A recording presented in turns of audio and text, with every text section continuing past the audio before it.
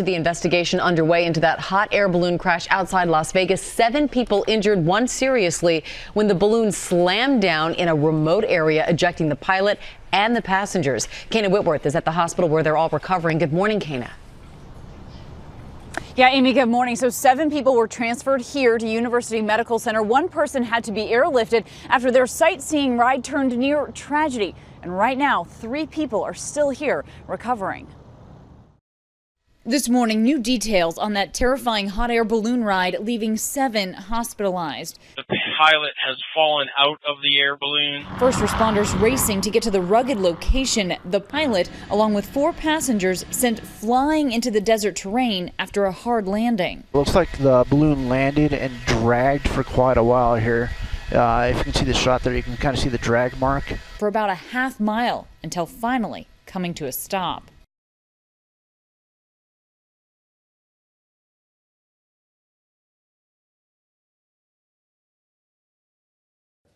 At 18, doctors say Adam Hergenrader has the lungs of a 70-year-old. I was devastated because I didn't think that little pod could do so much damage on my body. He arrived in a hospital emergency room vomiting uncontrollably. His infected lungs nearly collapsed. His doctors and his mother blame daily vaping.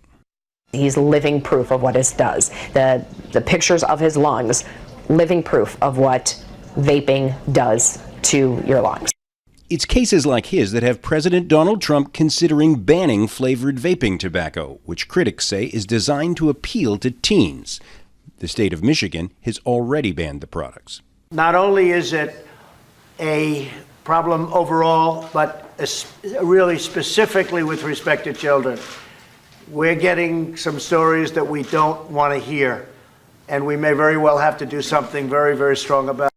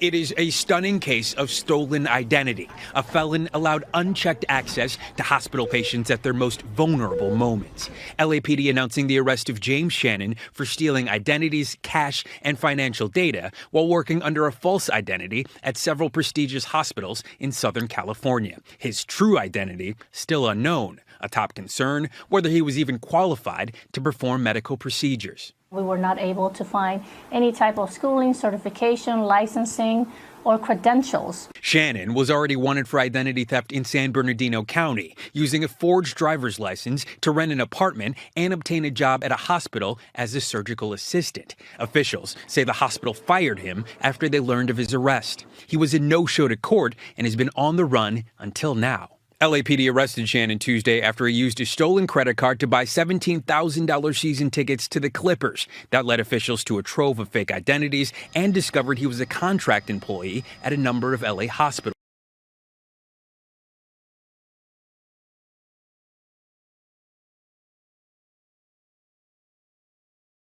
President Moon Jae-in will be heading to New York this month to attend the UN General Assembly and hold summits on the sidelines with the leaders of major countries. His trip comes as the nuclear negotiators of North Korea and the U.S. work to arrange working-level talks in the coming weeks.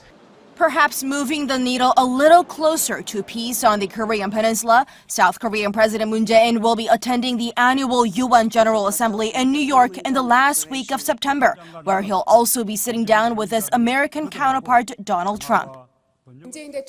President Moon Jae-in will be visiting New York to attend the 74th UN General Assembly session for 5 days, from the 22nd of September until the 26th. And the president will be delivering a keynote speech at the General Assembly on the 24th. The spokesperson cautiously projected that the trip to New York indicates that the inter-Korean peace drive is picking up speed.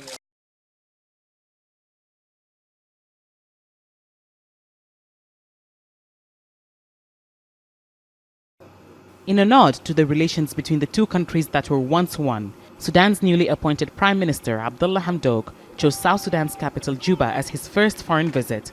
Accompanied by 4 ministers from his cabinet, he met his host, South Sudan's President Salva Kiir, to mark the start of a scheduled 2-day visit.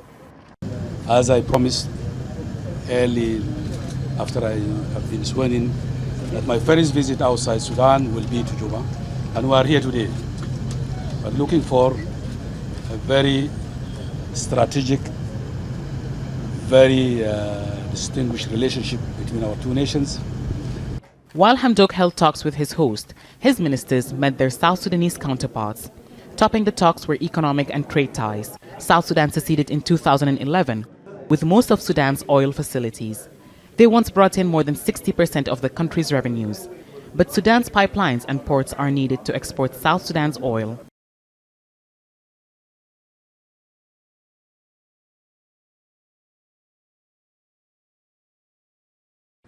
Turning our attention now to Hong Kong, where hundreds of local residents have gathered in a patriotic flash mob for a second day. The event took place in a shopping and residential complex in the West Kowloon area. Later on Friday, as the Chinese Mid-Autumn Festival unfolds, a group of demonstrators are planning a protest gathering in the city's Victoria Park. Judan has the latest.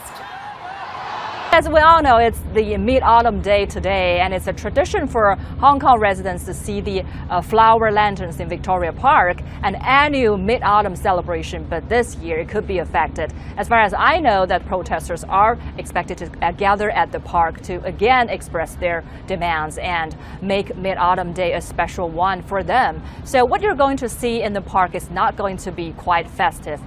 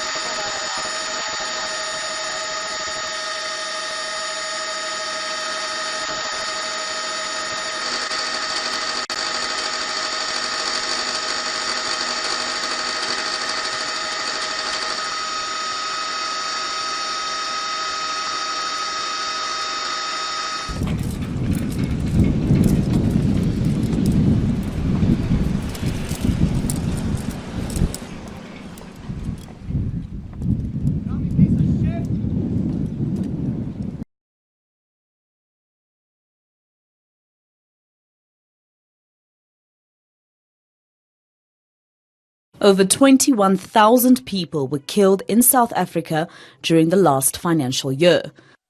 More than 1,700 murders were committed as a result of arguments and misunderstandings. Gang violence is the next biggest reason why people are killed. 1,120 people lost their lives because of this. Murders as a result of domestic violence totaled 1,115. Experts say the problem is these crimes are hard to police because they're unpredictable. NGOs like this one in Alexandra are playing their part in helping both children and parents resolve conflict without using violence. We've got a crisis of masculinity in our country, and the high levels of unemployment add an additional layer onto already stressful situations. We are trying to help mothers and fathers and grandmothers be thoughtful about their children and find alternative ways of disciplining and dealing with conflict.